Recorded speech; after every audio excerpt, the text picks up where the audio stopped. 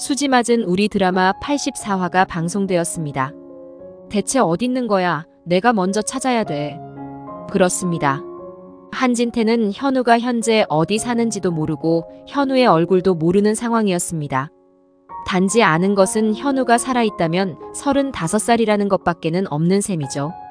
한진태가 의도적으로 현우를 버렸다면 솔직히 자기가 한 짓이 있는데 뒤통수가 가려워서 살 수가 없었을 테니 현우가 어디서 어떻게 사는지 비밀리에 추적을 계속해왔을 것이고 보다 완벽하게 김마리에게 현우가 접근할 수 없도록 처음부터 손을 썼을 것입니다. 하지만 한진태는 현우를 일부러 버린 것이 아니었고 낯선 사람에게 유괴당하는 것을 방관하지도 않았지만 장인어른이 자꾸 현우를 버린 범인으로 자신을 몰고 가는 것에 반발심이 생겨 현우 찾는 일이 그만 싫어졌고 어차피 김마리와 처음 결혼할 때부터 찜찜하던 부분이 정리가 된 것 같아서 내 자식이 아닌 현우가 다시 살아 돌아오는 것을 원하지 않았던 것입니다.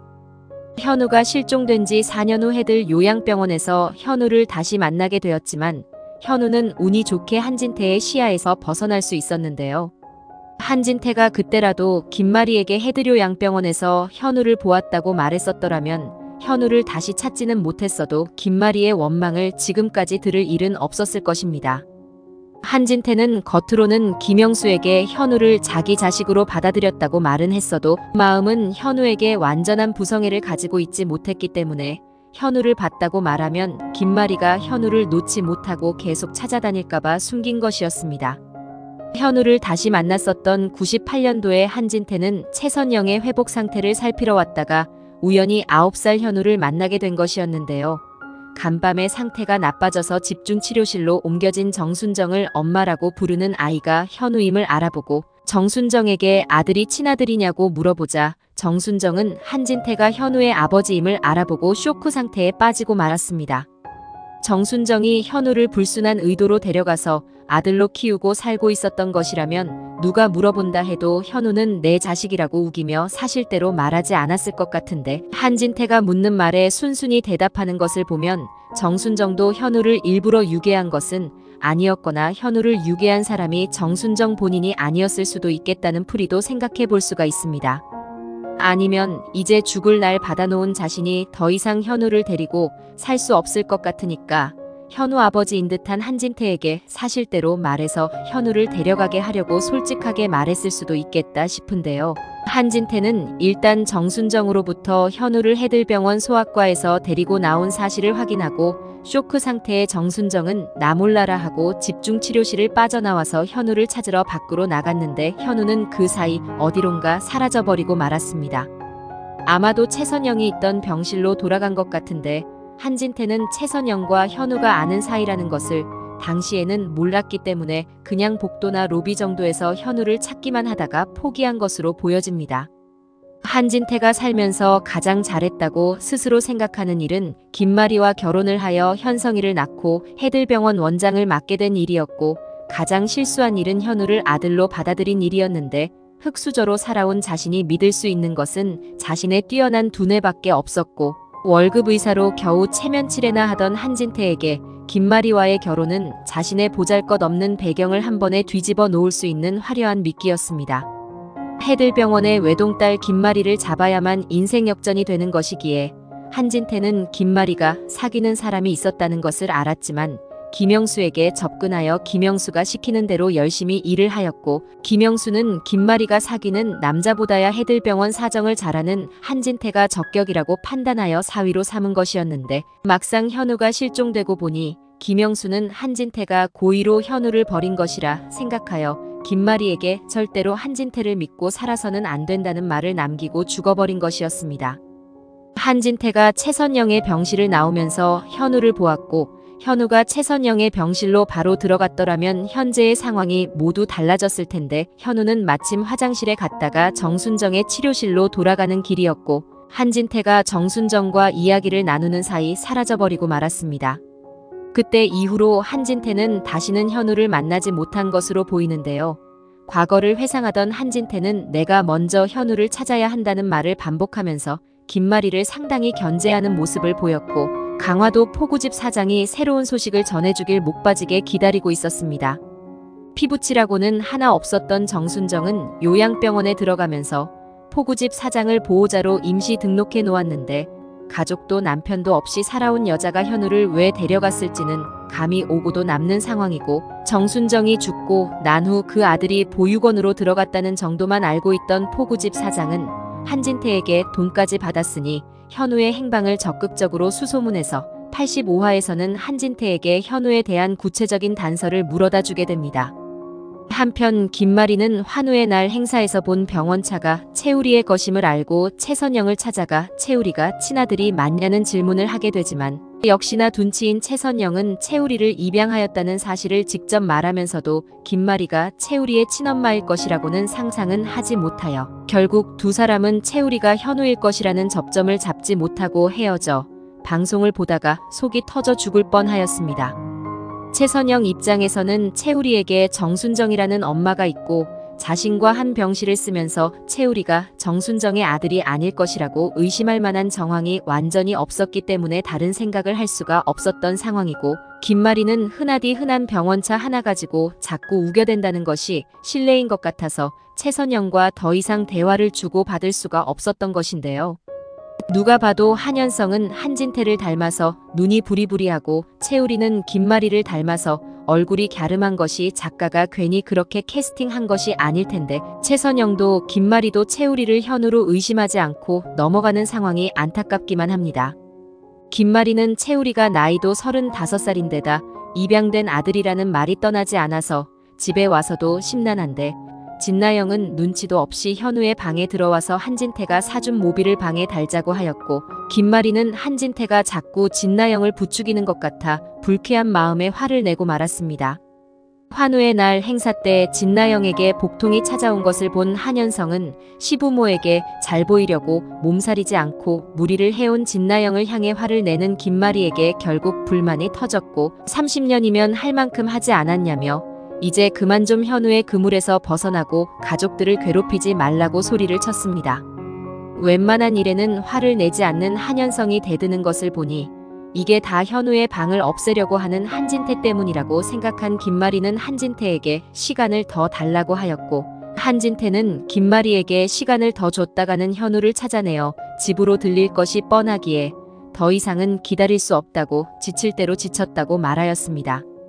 한편 진수지는 최선영의 소송이 승소하여 최선영의 호적에 정식으로 이름을 올리게 되었지만, 환우의 날 행사 준비로 채우리와 더욱 친하게 되고 두 사람이 애써 억누르며 숨긴 감정이 오히려 주변 사람들에게는 그대로 드러나는 바람에 이대로 채우리와 남매로 살아가는 것이 정말 맞는 일인가 갈등에 빠졌습니다. 진수지와 채우리는 지난날 두 사람의 사랑을 확인하던 장소에서 우연히 다시 만나 서로에 대한 감정을 더 이상 숨기고 살 수 없다는 것을 깨닫게 되었는데요. 85화에서 진수지는 환각으로 착각할 정도로 자신의 생각뿐인 채우리에게 달려가 더 이상은 남매로 살지 말자고 먼저 말합니다. 안 되겠어, 나 도저히 나 안 될 것 같아. 그만해, 우리. 오빠 동생 그만하자고. 채우리는 진수지에게서 너무나 듣고 싶었던 말이지만, 두 사람이 사랑하게 되면 누군가가 한 사람은 최선영의 자식이 될 수 없다는 것을 알고 있고, 그리고 진수지가 지금까지 어떤 마음으로 엄마 호적에 올라가고 싶어 했는지 알기 때문에 진수지의 마음을 밀어냅니다. 수경아, 오빠한테 그게 무슨 소리야? 힘들어도 잘 참으라고 했지?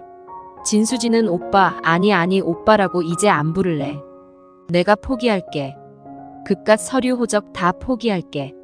나 엄마 딸 안 할래. 하기 싫어.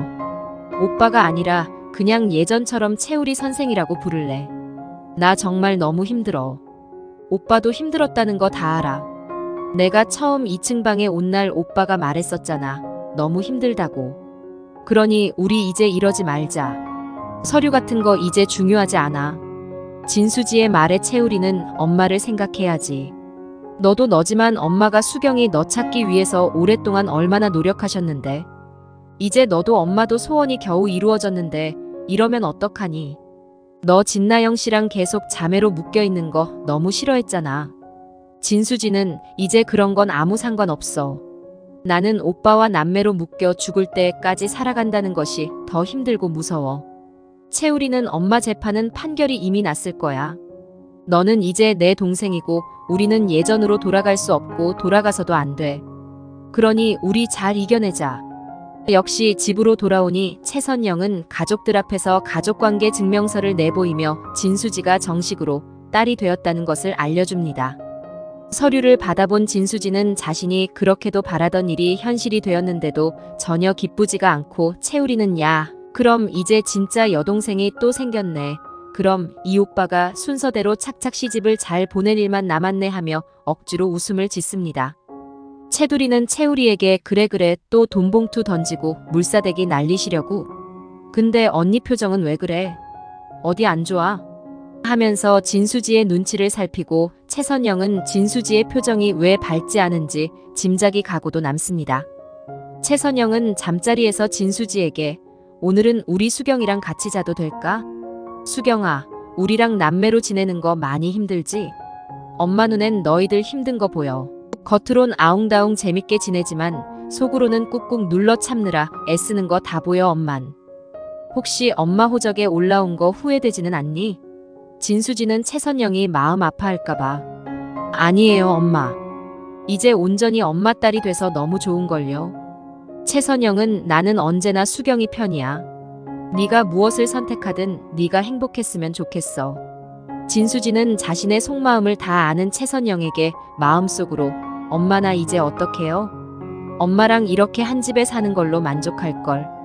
욕심 부리지 말걸. 어떻게 해야 할지 모르겠어요. 하며 말합니다.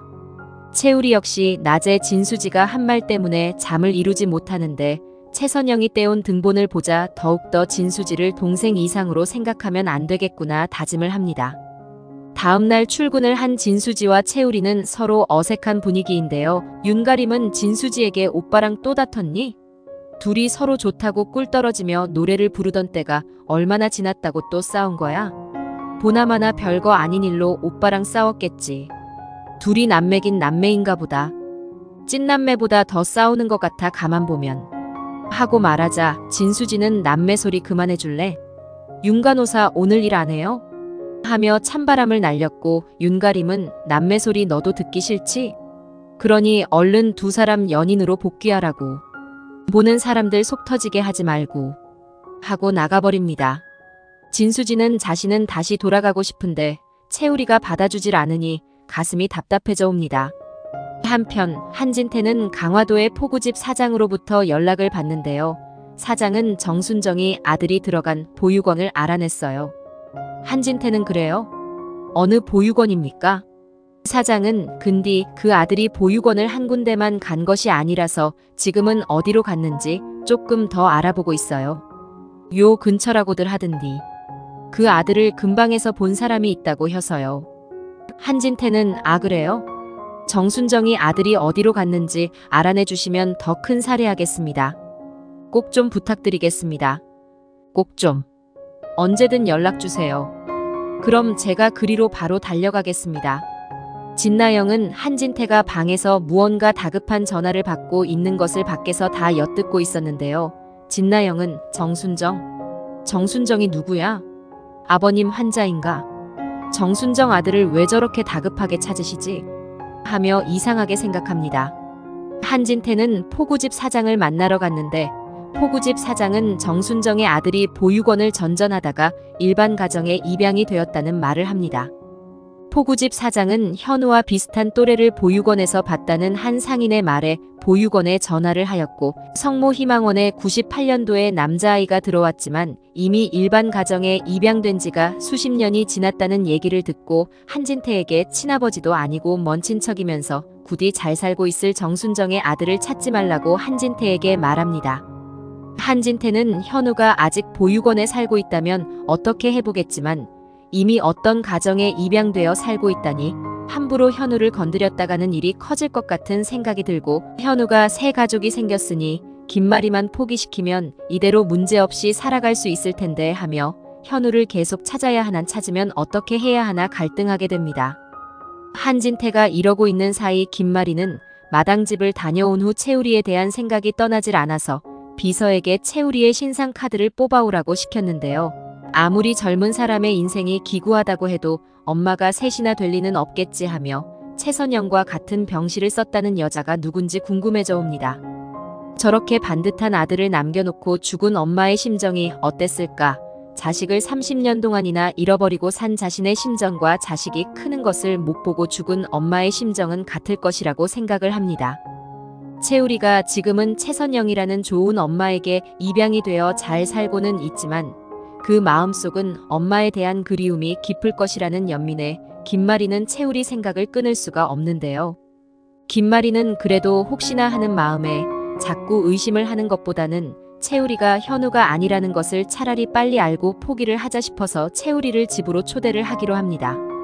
김마리는 한현성을 불러서 한현성에게 화낸 일을 사과도 하고 지난번에 집까지 바래다준 보답을 해야 하지 않겠냐면서 채우리에게 저녁 식사를 대접하자고 하는데 한현성은 베프인 채우리와 술을 먹을 생각에 당연히 오케이를 합니다. 한현성은 바로 채우리에게 달려가 오늘 특별히 이사장님의 부탁이라며 채우리에게 집으로 같이 가자고 하였고 채우리는 썩 내키지는 않지만 따라갑니다. 채우리는 한현성의 집에 가기 전에 최선영에게 약속이 있어서 늦을 것이라고 미리 전화를 해두었는데 최선영은 김마리의 초대를 받았다는 채우리의 말에 의아함을 느끼게 됩니다. 채우리는 또다시 찾은 한현성의 집 마당이 친근하게 다가왔고 두 번째 오는 거라 그런가 별 생각 없이 지나칩니다. 김마리는 채우리를 반갑게 맞았고 진나영은 채우리가 왜 또 온 건지 심기가 불편해지는데요. 김마리는 가정부에게 저녁 식사 준비가 다 되었냐고 물었고 한현성은 채우리와 식사를 하는 것에 기분이 벌써 좋습니다. 채우리 선생이 지난번에 우리 현성이 바래다 준 거 정말 고마웠어요. 별로 차린 건 없지만 여기 반찬들은 다 마당집에서 산 것들이니 어머니가 차려준 거라 생각하고 부담 없이 들어요. 김마리의 말에 채우리는 그러고 보니 집에서 매일 먹던 반찬들이네요. 정말 저희 어머니가 차려주시는 밥상 그대로입니다. 잘 먹겠습니다. 한현성은 채우리 씨, 앞으로 종종 우리 집에 들러서 같이 식사해요. 내가 앞으로 술은 많이 권하지 않을게요. 김마리는 그래요 채우리 선생. 우리 현성이 형제가 없어서 많이 외로운데 친구도 해주고 서로 친하게 지냈으면 좋겠어요. 나를 불편하게 생각지도 말아요. 그냥 현성이 엄마다 하고만 봐줘요. 가정부는 마지막으로 불고기를 내왔고 김마리는 최 선생이 뭘 좋아할지 몰라서 그냥 불고기를 준비해 봤어요. 하고 말하자 채우리는 네. 감사합니다. 하고 말은 해놓고도 불고기는 손도 대질 않습니다. 한현성은 먹성 좋은 우리 채우리 선생도 엄마 앞이라 그런지 먹는 게 영 소심하네요. 마당집에서 사온 반찬만 먹지 말고 이거 좀 먹어봐요. 하며 불고기를 권하자 채우리는 사실 저는 버섯을 먹지 못합니다. 라고 말합니다. 갑자기 김마리에게 오랫동안 잊고 지낸 사실이 생각나는데요. 현우가 아기 때 버섯이 들어간 이유식을 딱 한 번 해준 적이 있었는데 현우 얼굴이 빨개지면서 고사리 같은 손으로 막 긁어대던 것이 떠오릅니다. 설마 채우리 선생이 버섯 알레르기가 있는 건가? 김마리의 생각대로 채우리는 5살 때 엄마가 사준 음식을 먹고 탈이 났다는 얘기를 하면서 자신에게는 버섯 알러지가 있다고 말을 하는데요. 멀리서 이 이야기를 듣던 가정부는 우리 첫째 도련님도 버섯 알러지가 있었는데 하며 안쓰럽게 쳐다봅니다. 김마리는 가정부에게 앞으로 채우리 씨가 집에 오는 날은 버섯이 들어간 음식을 내지 말라고 당부를 합니다. 채우리와 한현성은 김마리가 예민하게 반응하는 것에 당황하고 진나영도 김마리가 채우리를 유난히 챙기는 것을 수상하게 생각을 합니다. 김마리는 한현성에게 한진태의 귀가가 늦다면서 오늘 채우리 선생을 초대한 거 말씀 안 드렸냐고 하자 진나영은 아버님께서 오늘 무척 바쁘신 것 같았어요. 아침부터 환자 보호자 찾고 급하신 모양이더라고요.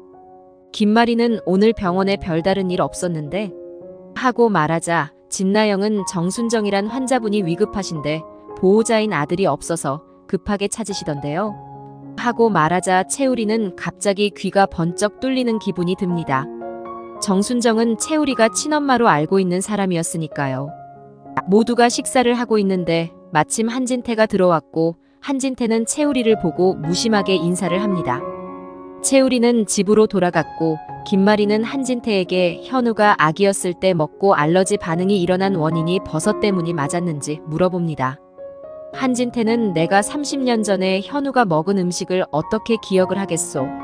작작 좀 하시오. 이젠 하다 전국에 알러지 있는 사람들 다 수소문할 참이요. 김마리는 아까 채우리 선생이 버섯 알러지가 있다고 불고기를 안 먹더라고요. 갑자기 우리 현우가 생각나더라고요. 한진태는 채우리 선생이 알러지가 있다고? 진수지 선생은 가리는 것 없이 잘 먹는다고 하던데 남매라도 체질이 많이 다르네. 하고 말하자 김마리는 채우리 선생, 입양된 아들이래요.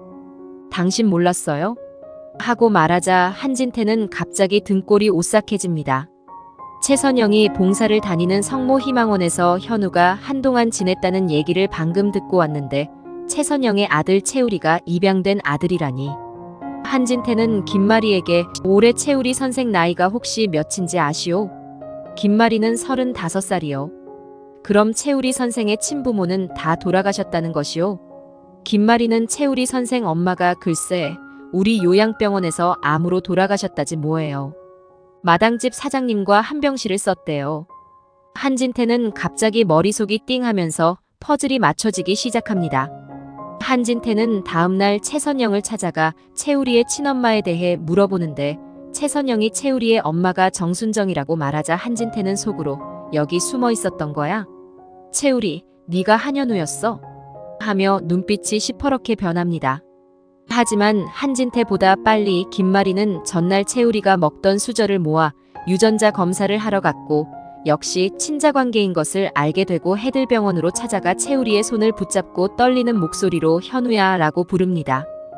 김마리는 채우리가 5살 때 버섯이 들어간 음식을 엄마가 사주어 알러지가 일어났다는 얘기를 듣고 어떻게 친엄마가 자식이 5살이 되도록 알러지 반응이 있는 줄도 모르는가 싶어서 채우리의 엄마가 친모가 아니라는 확신을 했었기 때문에 검사를 하기로 결심한 것이었습니다.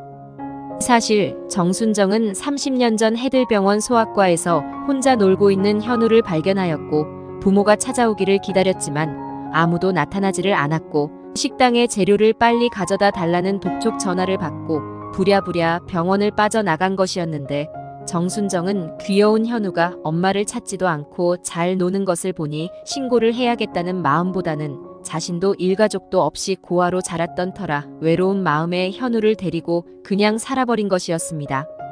98년도에 한진태가 아버지인 것을 알고 현우를 알려주려 했는데 갑자기 쇼크가 와서 사망에 이르러서 2번 다신 한진태를 만날 수가 없었던 것입니다. 시청해주셔서 감사합니다.